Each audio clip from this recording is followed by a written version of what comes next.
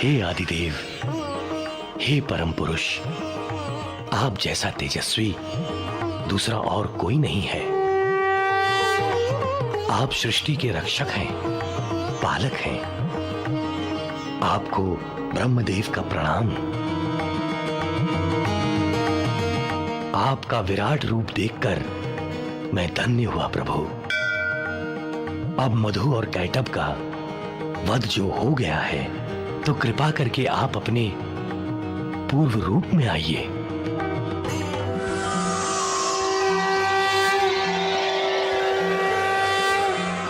हे ब्रह्मदेव, अब सृष्टि निर्माण का कार्य प्रारंभ कीजिए। जो आज्ञा मातेश्वरी। आज से श्वेत केतु का किरदार अहान देसाई निभाएंगे।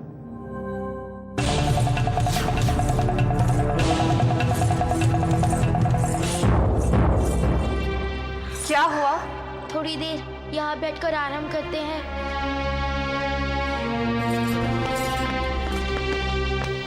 तुम बहुत थक गए हो।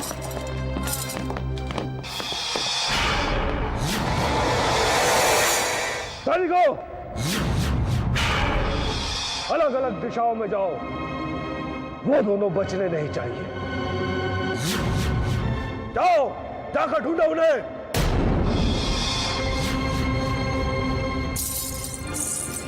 अधिक दूर नहीं गए होंगे वो। जाओ, और जाकर ढूंढ के लाओ उनको। जाओ।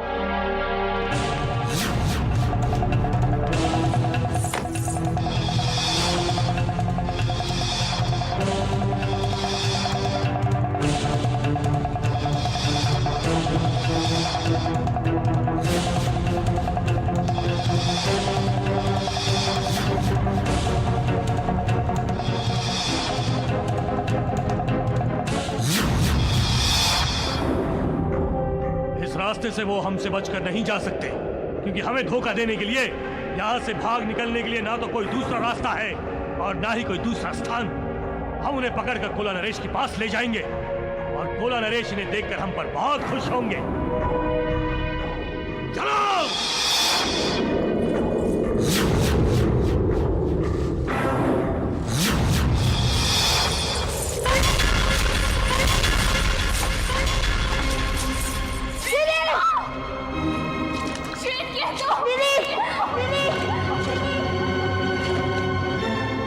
दीदी, श्वेत केतु, दीदी, ऊपर आइए दीदी। श्वेत केतु। इसका मतलब वो अधिक दूर नहीं है हमसे। आओ। श्वेत केतु, दीदी जल्दी ऊपर आइए। दीदी, यहीं कहीं पर है वो दोनों। लगता है किसी खतरे में है, लेकिन ये दुष्ट बुद्धि तो सबसे बड़ा खतरा है उनके लिए। दीदी जल्दी ऊपर आइए दीदी। श्वेत केतु, तुम और राजकुमारी सुमुखी ना हमसे भाग सकते हो ना ही छुप सकते हो। दीदी जल्दी ऊपर आइए दीदी। अगर हम यहाँ से जल्दी नहीं भागे तो हमारे लिए भैया का कार्यक्रम तैयार है। अपने आप को हमें सौंप दो। आओ। दीदी जल्दी बाहर आइए। इस गड्ढे से बाहर आने का अर्थ है माँ दुर्गा की पूजा करने के लिए स्वतंत्र होना।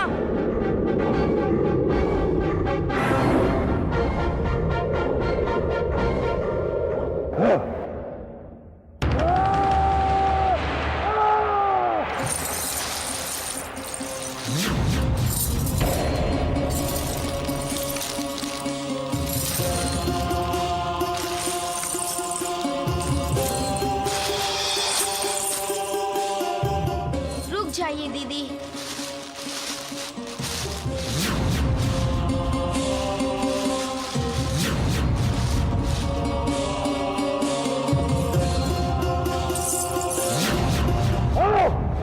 गौर से आगे पीछे देख लो। एक एक कोना छान मारो। आओ।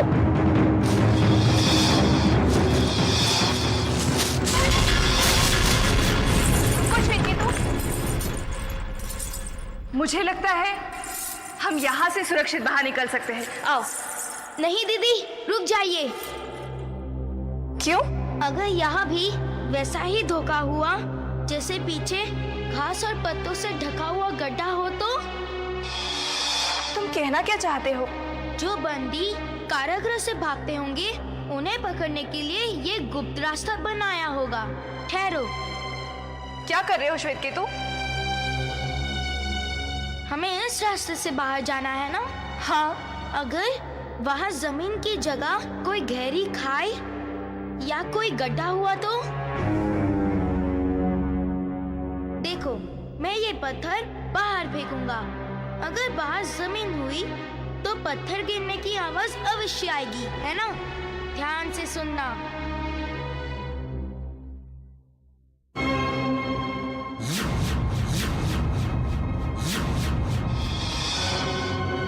कोई आवाज नहीं आई। इसका मतलब बाहर जमीन नहीं है। बाहर जाने का ये रास्ता नहीं है। आओ देखते हैं।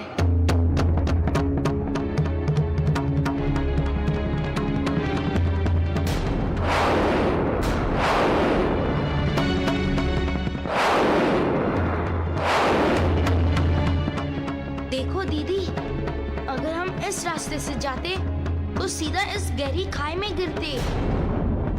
तो क्या उन दो राहों में से हमें उस दूसरे रास्ते से बाहर जाना चाहिए था? हाँ, ये रास्ता भागते हुए बंदियों को पकड़ने के लिए बनाया होगा। तुम ये क्यों भूल रहे हो कि दुष्ट बुद्धि और उसके सैनिक अभी हमारे पीछे हैं? दीदी, जब तक वो उस गड्ढे से निकलेगा हम दूसरे अंधेरे रास्ते पर पहुंच जाएंगे। चलो।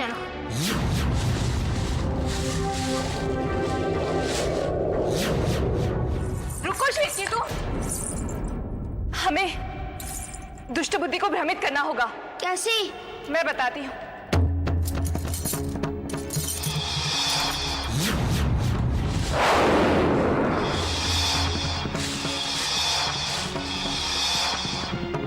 चेक कर दो, छोड़ूंगा नहीं तुझे मैं।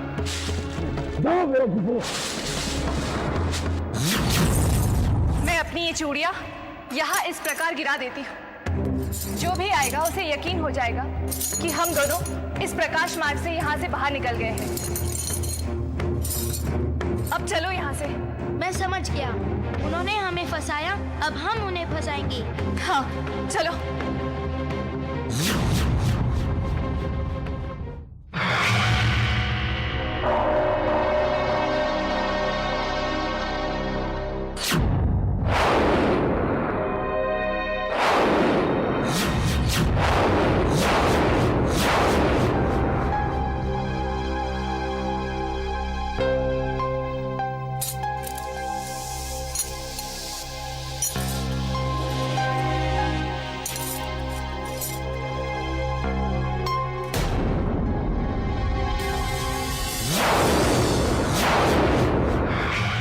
भागने के चक्कर में राजकुमारी सुमुखी की चूड़ियां यहीं गिर गई। इसका मतलब है वो इसी रास्ते से भागी है। जाओ, जाकर ढूंढो दोनों को।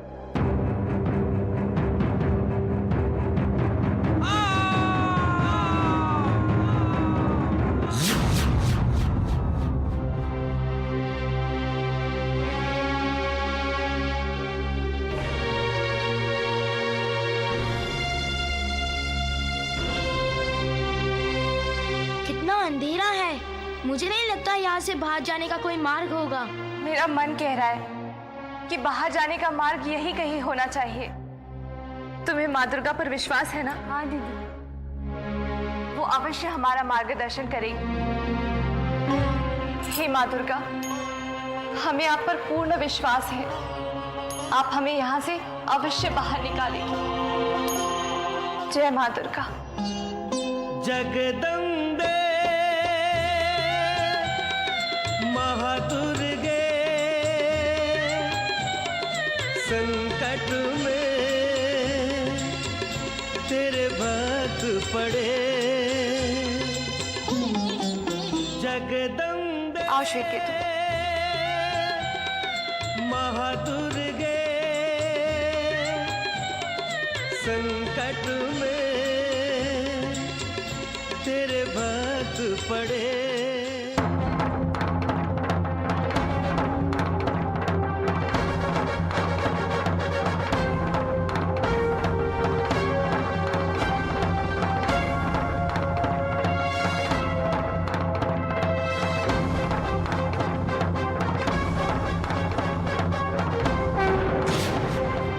चमत्कार कर दे राज भर रुको श्वेत केतु, जय अम्बे जगदम्बे, जय दुर्गे महादुर्गे।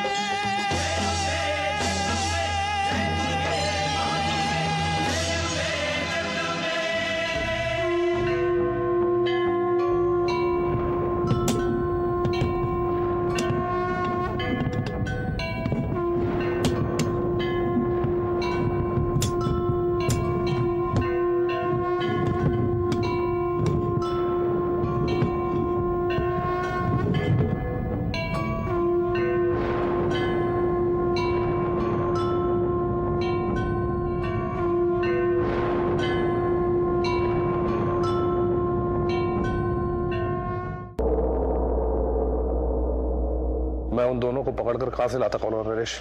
वो दोनों तो खाई में गिर के मर चुके हैं। क्या श्वेत केतु, मेरा बच्चा? कालिंदी, श्वेत केतु के लिए आंसू बहाने की आवश्यकता नहीं। हमारा तो वो शत्रु बन गया था, और यदि वो खाई में गिरकर मर गया है तो अच्छा ही है। कम से कम हम पर भाई की हत्या का कलंक तो नहीं लगेगा। परंतु मुझे लगता है वो जीवित है। श्वेत केतु अवश्य जीवित है। वो दोनों कोई गुप्त मार्ग पकड़कर वहां से निकल गए होंगे। दुष्ट बुद्धि, आज्ञा कौला नरेश। तुमसे कुछ नहीं हो रहा है। मुझे तुमसे अधिक शक्तिशाली योद्धा भेजना होगा। राष्ट्रपति, आज्ञा कोला नरेश। तुम्हें पता है तुम्हें क्या करना है? मेरे सामने श्वेत केतु और सुमुखी के मृत शरीर लेके आओ। यदि ना मिले तो उन्हें जीवित मेरे सामने उपस्थित करो। शीघ्र। जिस दिन राजवैद्य मेरी पट्टी खोलेंगे उसी दिन मैं अपने से विद्रोह करने वाले अपने छोटे भाई का सर काटना चाहता हूं अपने हाथों से, अपनी तलवार से। मैं अपने ही हाथों से मिटा देना चाहता हूं ऐसे किसी भी संबंध को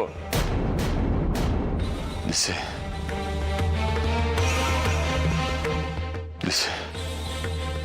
भाई का प्यार कहते हैं, प्यार कहते हैं, प्यार कहते हैं।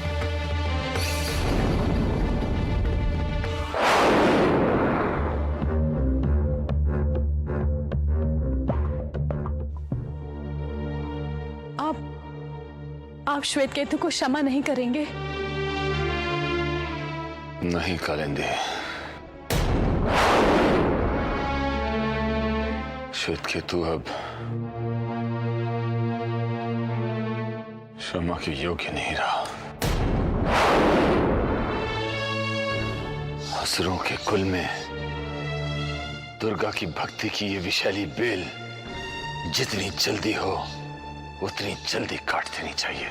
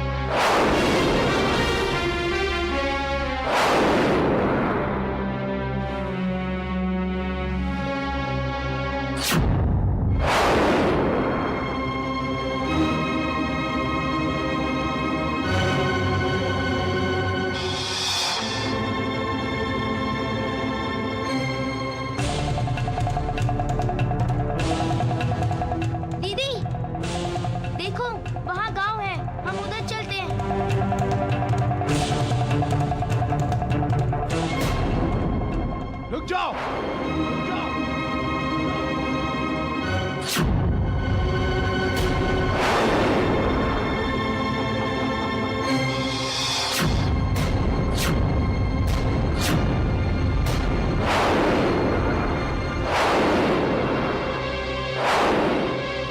अच्छा, तो तुम दोनों वही हो जिसे कोला नरेश ने भ्रष्टमती को खोजने के लिए कहा है। कौन हो तुम? मैं हूं भ्रष्टमती। हमारे मार्ग से हट जाओ। तुम भ्रष्टमती को आदेश दे रहे हो? मैं कोला नरेश का छोटा भाई हूँ। कोला नरेश ने तुम दोनों को मृत्यु दंड देने का आदेश दिया है।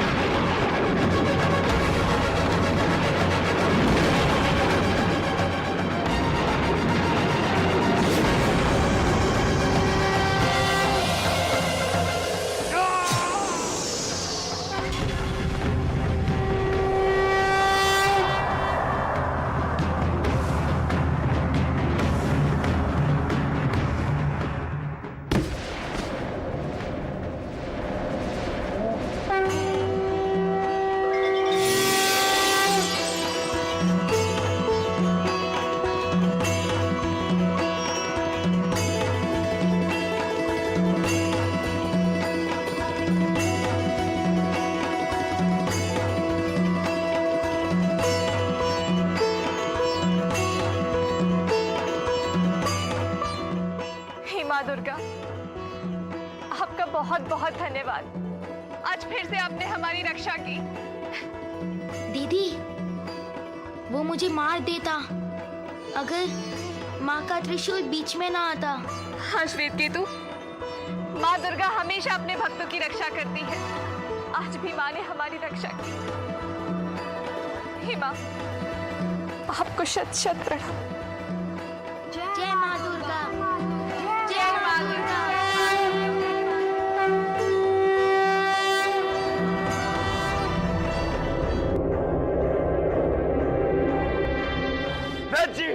जी कोला नरेश, मेरी आंखों की दृष्टि आप जल्दी ठीक कीजिए, मेरे पास अधिक समय नहीं है। ये श्वेतकेतु आज अकेले दुर्गा की कहानी सुन रहा है। कल पूरे संपूर्ण कोला नगरी को ये अपनी दुर्गा की कहानी सुनाएगा और मैं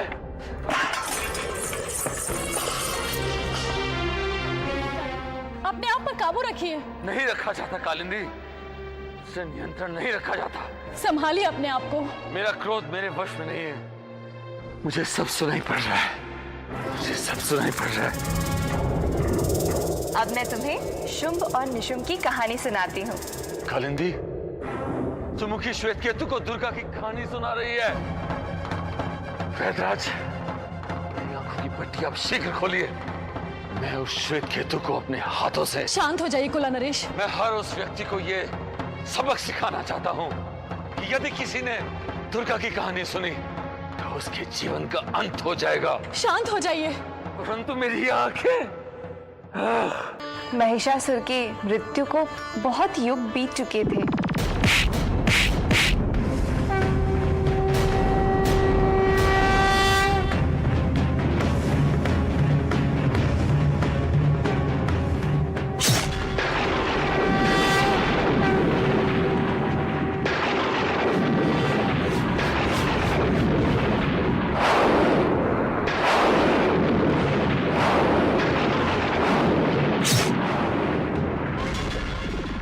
परंतु शुंभ निशुंभ कौन है दीदी?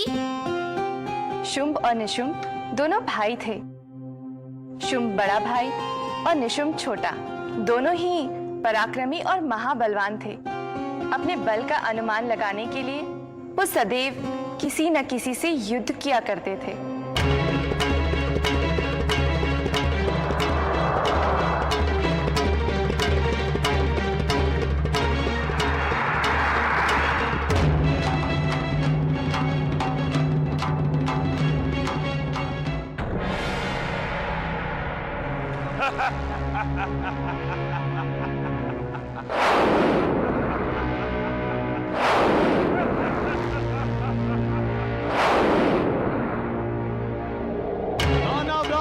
शुंभ निशुंभ की, दानवराज शुंभ निशुंभ की, दानवराज शुंभ निशुंभ की, दानवराज शुंभ निशुंभ की।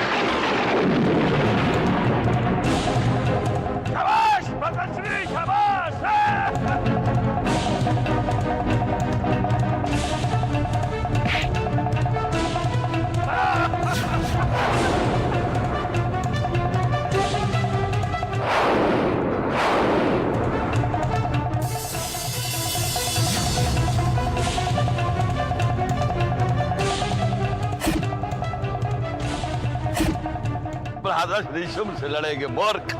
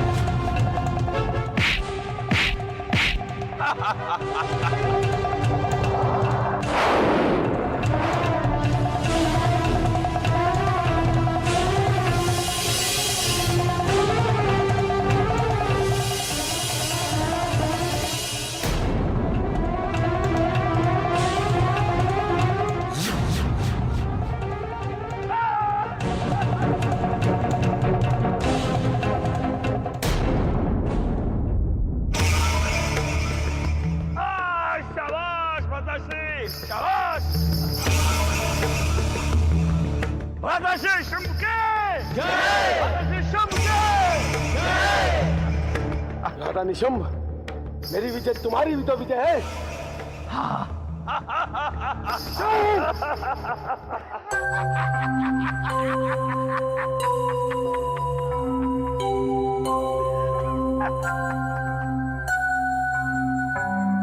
भ्राताश्री, बोलो निशुंभ। हमारे बल के बराबर का बलशाली आज तक हमें मिला ही नहीं। जीवन में कोई उत्तेजना रही नहीं। ये तो तुम सही कह रहे हो निशुंभ। अच्छा एक बात बताओ, इस संसार में सबसे बलशाली जीव कितने हैं?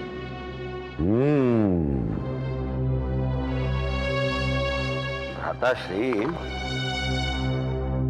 वायु को बलवान माना जाता है,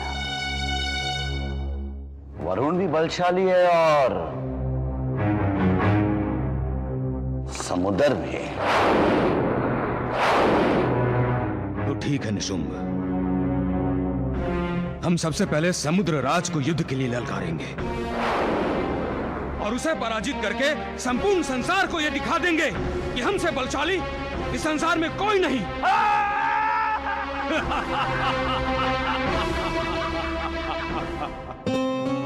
हे जगजननी, हे जगदम्बा, हे महामाया, हे मां दुर्गा, प्रणाम।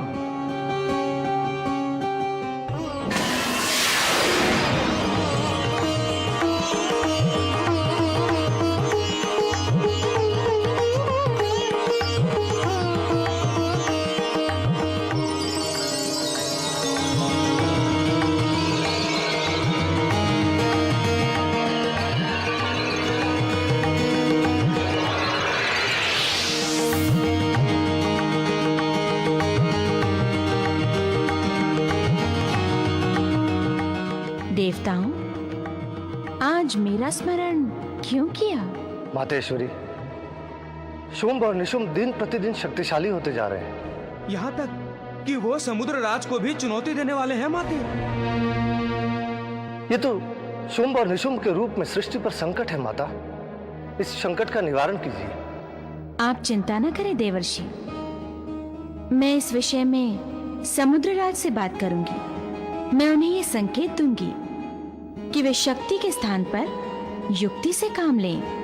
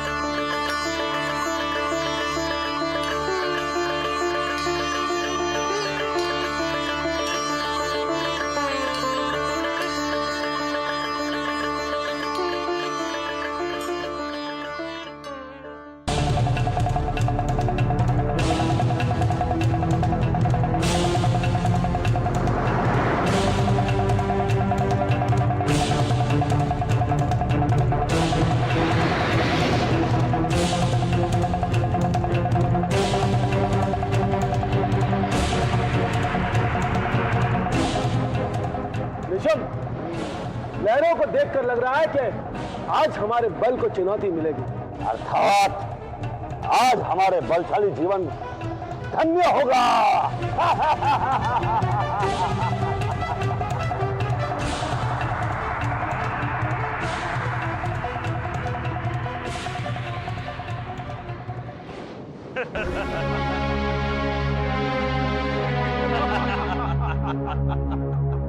समुद्रराज, असुर बंधु शुंभ और निशुंभ आपको युद्ध के लिए ललकार रहे। हारो समुद्रराज और हमसे युद्ध करो। नारायण नारायण। देवेंद्र, देखा दोनों भाइयों का साहस, समुद्र राज को ललकार रहे हैं। अपने बल और पौरुष पर इतना अभिमान। समुद्रराज, हमारी चुनौती स्वीकार करो, अन्यथा बलशाली और शक्तिशाली गिने जाने वाले वीरों और महायोद्धाओं की तुम्हारी गणना नहीं होगी। बाहर निकलो। समुद्रराज, आप हमारी चुनौतियां स्वीकार करके हमारा अपमान कर रहे हैं। इस अपमान का हम तुमसे प्रतिशोध लेंगे।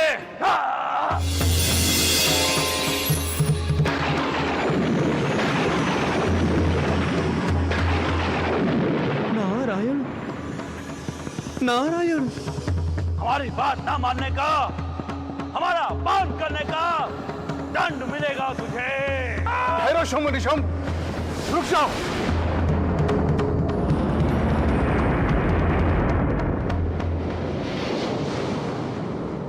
महत्वाकांक्षी शुंभ और निशुंभ को मेरा प्रणाम।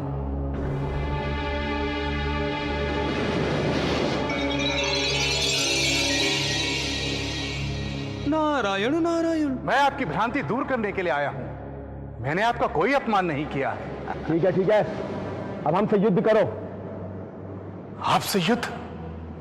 ये कैसे हो सकता है? मैं आप जैसे बलवानों के साथ युद्ध नहीं करना चाहता। यदि मैं आपके साथ युद्ध करूंगा तो मेरे जल में निवास करने वाले सभी जलचर खत्म हो जाएंगे, और मैं आपको और आपके बल को कोई चुनौती नहीं देना चाहता। तो फिर हमसे युद्ध कौन करेगा? हमारे बल को चुनौती कौन देगा?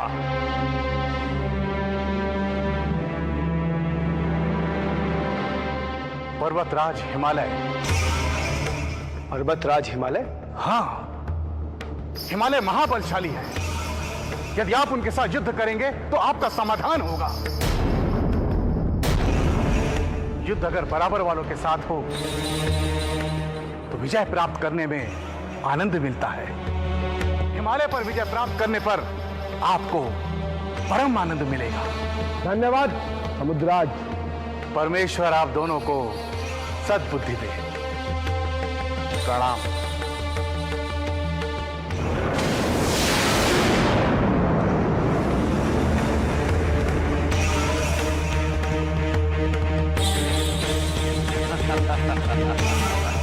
भ्राताश्री, तो क्या अब हम पर्वतराज हिमालय के पास युद्ध करने जाएंगे? अवश्य निशुंभ, हम अवश्य ही पर्वतराज हिमालय को युद्ध के लिए ललकारेंगे। चलो। नारायण नारायण। देवेंद्र, मुझे संकेत मिल रहे हैं कि शुंभ निशुंभ का तूफान स्वर्ग के दरवाजे पर टकराने वाला है।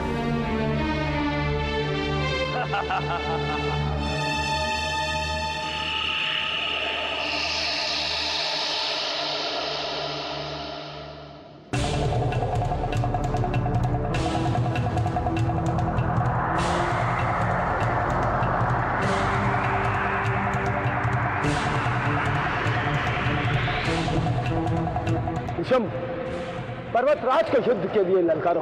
हे भ्राताश्री, आओ भ्राताश्री।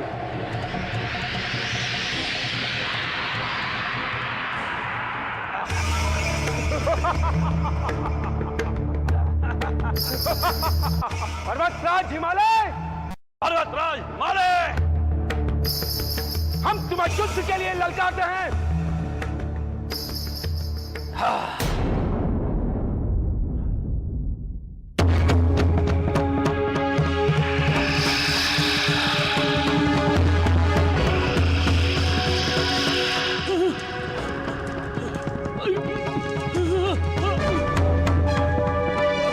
नारायण नारायण। शुंभ निशुंभ की शक्ति देखी देवेंद्र, बर्फ में आग भर दी। आग!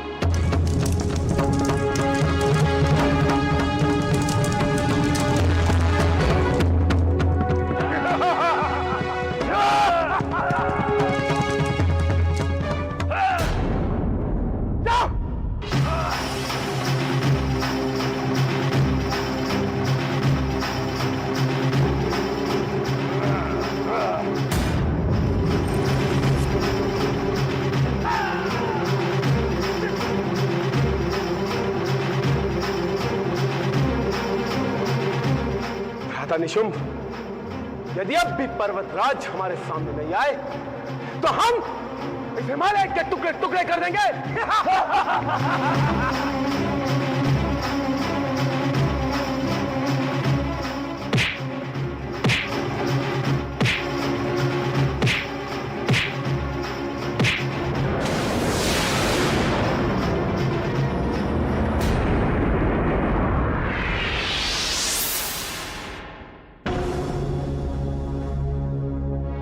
कौन हो तुम? हिमालय, मुझसे युद्ध करना चाहते हैं आप? एक वृद्ध से? लगता है युद्ध आपके लिए मन को संतोष देने वाली एक क्रीड़ा है, तभी तो आप मुझ वृद्ध को चुनौती दे रहे हैं। मैं आपके ये युद्ध क्रीड़ा में अवश्य सहभागी होता, क्योंकि द्वार पर आए अतिथि को हम कभी खाली हाथ नहीं लौटाते। परंतु बहुत से ऋषि मुनि मेरे आश्रम में तपस्या कर रहे हैं। आपने जो थोड़ा सा आतंक मचाया, उससे उनकी तपस्या में बाधा पड़ी है। यदि मैं आपसे युद्ध करूंगा तो निश्चय ही उनकी तपस्या खंडित होगी। इसलिए हे महाबलवानों, मुझसे युद्ध की अपेक्षा ना कीजिए। पर्वतराज हिमालय, हम आपकी बात को भली भांति समझ रहे हैं, किंतु हमें अपने बल की परीक्षा लेनी है। ये बताओ कि हमसे युद्ध कौन करेगा? एक नहीं, अनेकों हैं। रक्तबीज, चंड, मुंड, धूम्रलोचन। भ्राता निशुंभ, ये सब तो नाम से ही महावीर लगते हैं। आपको इनसे युद्ध करने में परम आनंद मिलेगा। प्रणाम।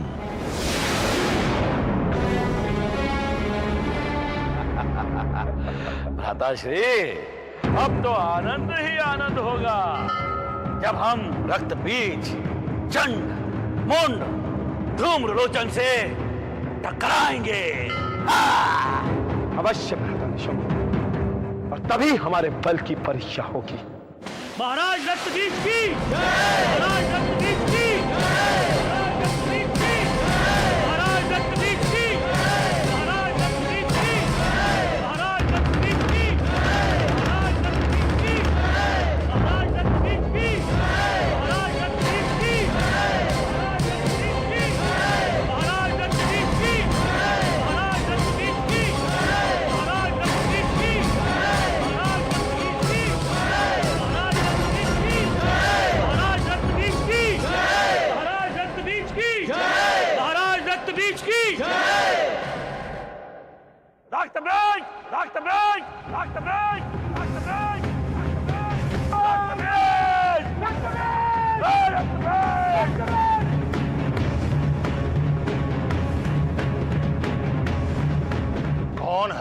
मुझे इस तरह पुकारने का दुस्साहस कर रहा है? जुआ की तरह क्यों अपने मिलने बैठे? शायर, बाहर निकाल! बाहर निकाल चूहे! निकाल चूहे! निकाल चूहे!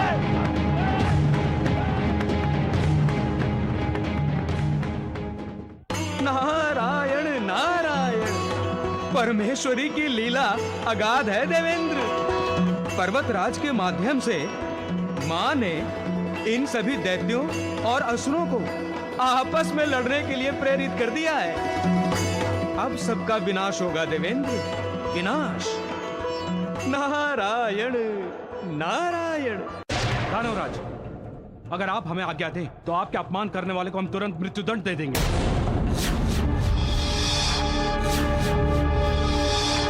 रक्तबीज, अपने आप को बलवान समझते हो तो अपना बल दिखाने के लिए सामने आओ, सामने आओ, सामने आओ।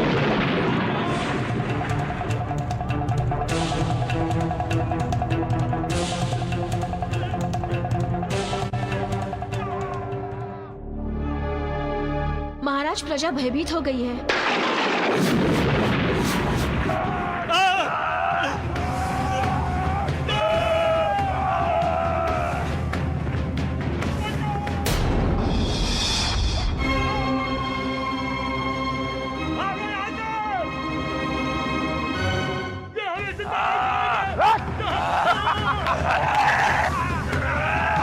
अब कौन करेगा तुम्हारी रक्षा?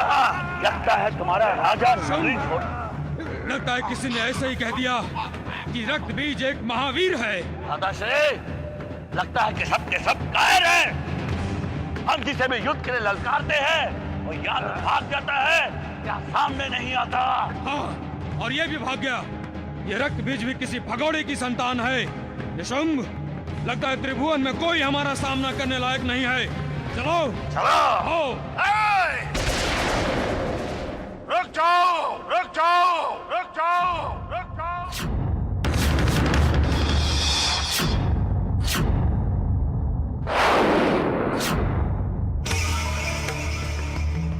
रक्तबीज न भगोड़ा है और न ही किसी भगोड़े की संतान है, परंतु तुम दोनों निस्संदेह ही किसी कायर की संतान हो जो प्रजा को आतंकित करके राजा को भयभीत करना चाहता है। धिक्कार है।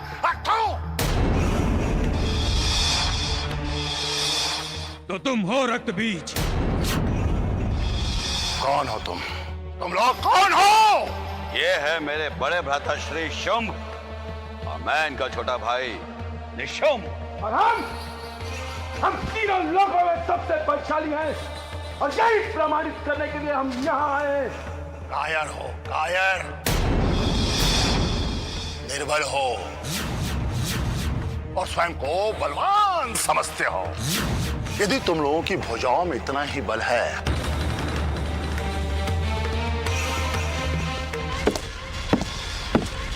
मेरे से पैर को इस चट्टान से हटा करके दिखाओ तो मैं भी तुम्हें बलशाली मान लूं।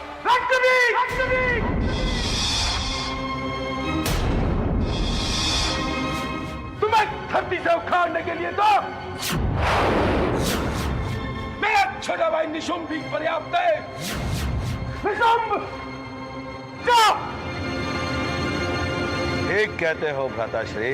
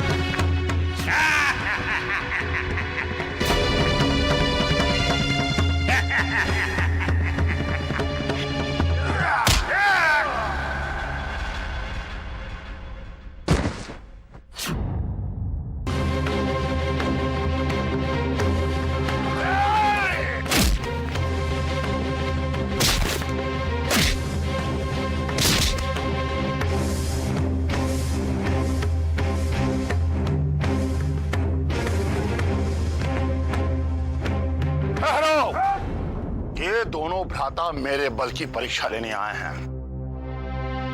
इन्हें अपने बल का परिचय मैं स्वयं दूंगा।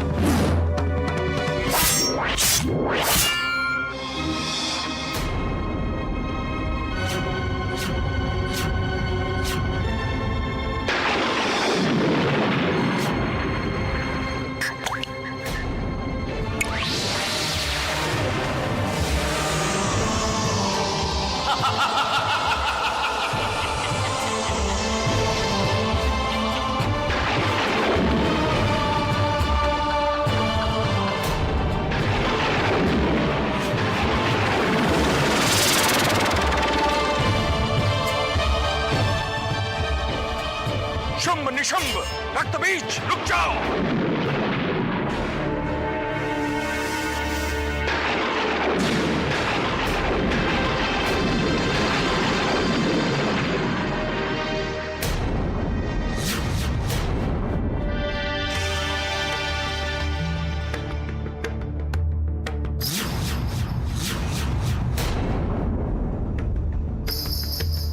महामूर्ख हो तुम तीनों।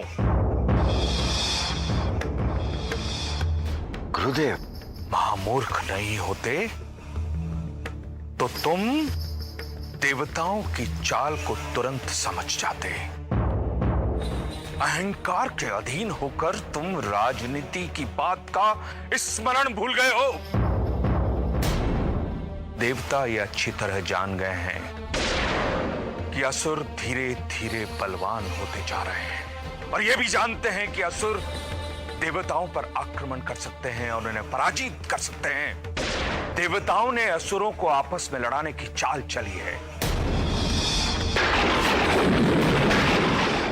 और तुम अपनी मूर्खता के कारण उस चाल को अभी अभी सफल कर देते। अरे, जिन्हें आपस में मित्र होना चाहिए था, वही एक दूसरे के शत्रु बनकर एक दूसरे को नष्ट करना चाहते हैं, और यही देवता चाहते भी हैं। चंडमुंड, रक्तबीज, शुंभ निशुंभ प्रतापी असुर हैं, महाबलियों में भी बली।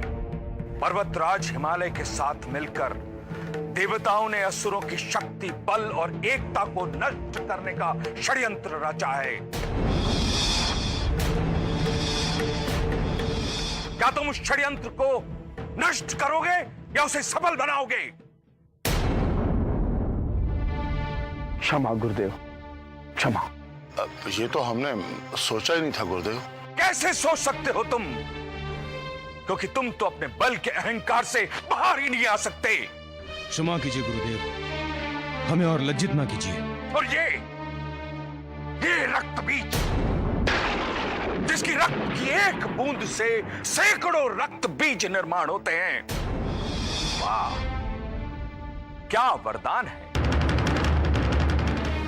इस वरदान का उपयोग अपनी ही जाति के असुरों की भलाई के लिए किया जाना चाहिए, किंतु ये अपनी ही जाति के शुंभाशुंभ की नाक काटने को तैयार है। क्षमा करें गुरुदेव, ऐसी भूल कदापि नहीं होगी। नारायण नारायण। देवेंद्र, शुक्राचार्य जी ने आकर सच में देवताओं के साथ आघात किया है। हाँ देवर्षि, आज शुंभ और निशुंभ में से किसी एक की मृत्यु निश्चित थी, और सारे असुर निर्बल हो सकते थे। नारायण नारायण। असुर उल्टा अब अधिक बलशाली हो गए हैं देवेंद्र। रक्त बीज जैसी शक्ति आज शुंभ निशुंभ को प्राप्त हुई है, तब कल चंड मुंड और धूम्रलोचन भी शुंभ निशुंभ से मिल जाएंगे। तब आपका सिंहासन संकट में होगा देवेंद्र, संकट में। नारायण नारायण। आपको कुछ कहने की आवश्यकता नहीं है देवर्षि। मैं सब जानती हूँ, मैं सब समझती हूँ कि आपको क्या चिंता सता रही है। मैं सदैव अपने भक्तों का हित चाहती हूँ। मैं सदैव सत्य का साथ देती हूँ। आप निर्भय होकर जाइए और मुझ पर पूर्ण विश्वास रखिए। जो भी होगा सृष्टि की भलाई के लिए होगा।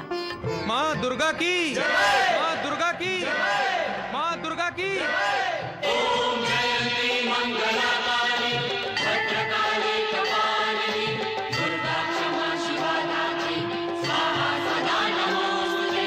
जय दुर्गा जय दुर्गा, जय माता जय माता।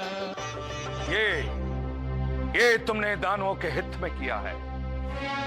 शुंभ निशुंभ रक्तबीज, जो तीनों ने मित्रता का हाथ बढ़ाया। गुरुदेव, ये देवता गण हमें आपस में लड़ाकर निर्बल बनाना चाहते हैं।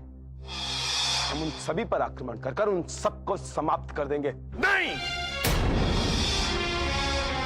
कभी नहीं, कदापि नहीं। आचार्य, मैंने बार बार दोहराया है, सर्वशक्तिमान को चुनौती देना है। सर्वशक्तिमान बनो।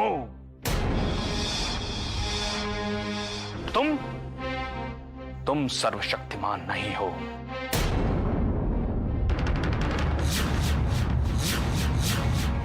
सर्वशक्तिमान बनना है तो मृत्यु को अपने अधीन करो, अपने अधीन करो, अपने अधीन करो, अपने अधीन। और उसके लिए तपस्या करके वर प्राप्त करो, ताकि मृत्यु तुम्हें छू भी नहीं सके, मृत्यु तुम्हारी तरफ आंख भी नहीं उठा सके,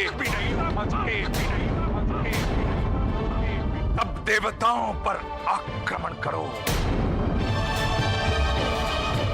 और उस कुटिल विष्णु को भी भ्रष्ट कर दो, और तब तीनों लोकों पर विजय प्राप्त करके दानवों को उत्कर्ष करो। आचार्य, हम अभी और इसी वक्त तपस्या करने जा रहे हैं। आप हमें अपना आशीर्वाद दीजिए।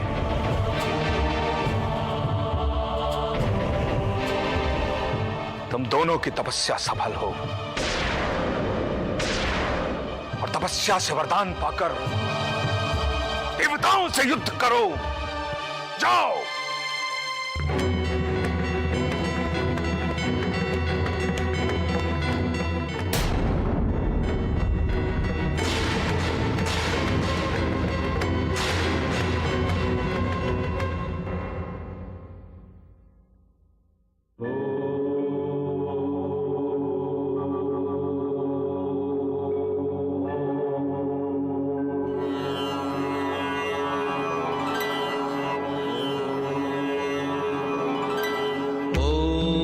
ब्रह्मणे नमः, ओम ब्रह्मणे नमः, ओम ब्रह्मणे नमः, ओम ब्रह्मणे नमः, ओम ब्रह्मणे नमः, ओम ब्रह्मणे नमः, ओम चतुराननाय नमः नमः, गंगहस्ताय नमः नमः, ओम विधात्रे नमः नमः, हिरण्यगर्भाय नमः नमः। नारायण नारायण। देवेंद्र, देवताओं का विनाश करने के लिए शुंभ निशुंभ तपस्या कर रहे हैं। ये जानते हुए भी पितामह ब्रह्मदेव इन्हें अमृतत्व का वरदान दे देंगे। नारायण नारायण। ओम ब्रह्मणे नमः। ओम ब्रह्मणे नमः। ओम ब्रह्मणे नमः।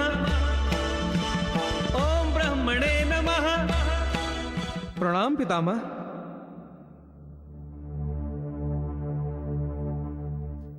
तुम्हारा कल्याण हो देवेंद्र।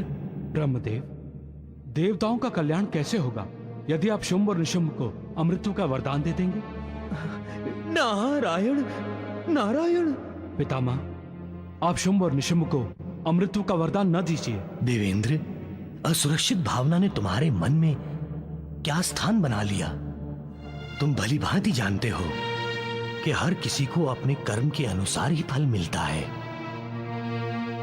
जो भी तपस्या करता है उसकी तपस्या पूर्ण होने के बाद उसे उस तपस्या का फल देना ही पड़ता है।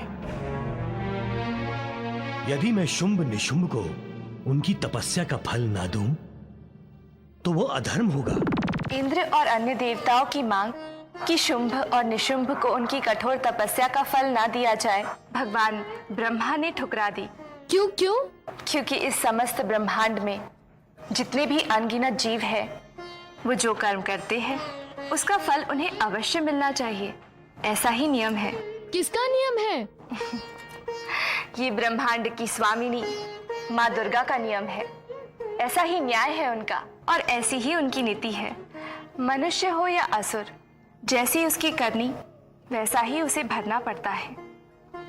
जो भगवान की शरण में जाते हैं, उनकी भक्ति करते हैं, उन्हें मुक्ति मिलती है। किंतु जो भगवान से द्वेष करते हैं, वो मानव या दानव बनकर इस जन्म जन्मांतर के चक्रव्यूह में फंसे रह जाते हैं। अपने कर्म के फल से तो कोई भी नहीं बच पाया, तुम्हारे भैया भी नहीं। वो तो माँ दुर्गा की भक्ति भी नहीं करते, उनका द्वेष करते हैं, उन्हें अपना शत्रु मानते हैं। और तुम्हारे भैया विनाश की कगार पर खड़े हैं। कालिंदी, तुम मेरे सामने हो ना? हाँ कोला नरेश। तब ठीक है। राजवैद, मेरी आंखों का अंधेरा दूर करो। मेरी दृष्टि ठीक तो हो जाएगी राजवैद जी। अवश्य कोला नरेश, अवश्य। श्वेत केतु का कुछ पता चला? नहीं कोला नरेश। और उस मनु सुमुखी का पता चला?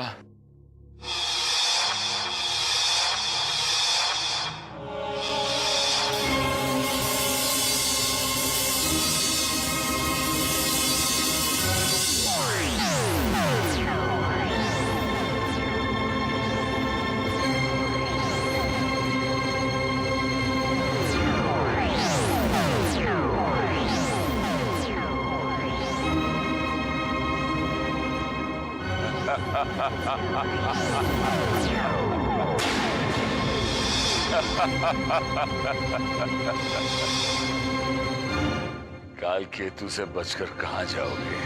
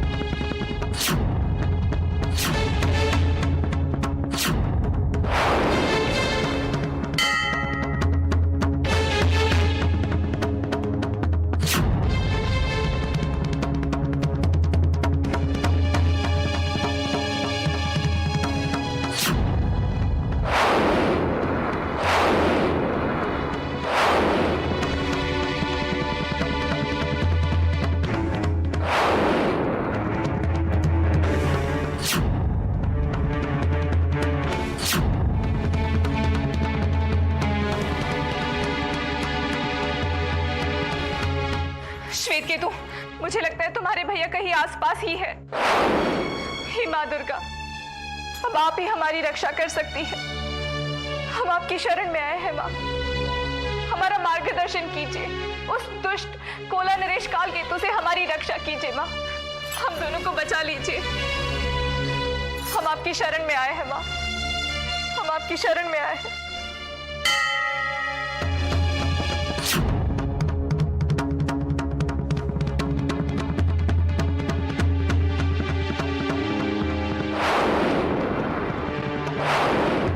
वो दोनों जरूर यहीं कहीं छुपे हैं, अब मुझसे बचकर नहीं जा पाएंगे।